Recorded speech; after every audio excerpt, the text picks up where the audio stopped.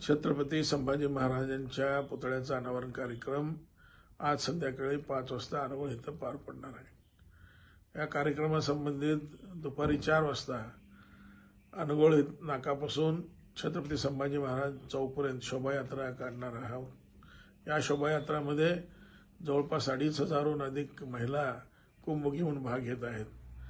500हून अधिक ढोल ताशा वादक ह्याच्यामध्ये भाग घेत आहेत।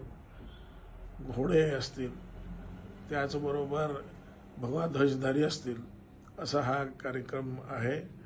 आणि संभाजी महाराजांच्या चौकपर्यंत हा शोभायात्रा पोचल्यानंतर बाकीचे कार्यक्रम पार पडतील। त्यासाठी सर्व शिवशंभू भक्तांना विनंती करतो की दुपारी 4च्या नंतर अनगोळ नाकाकडं आपण यावं, ही विनंती आहे।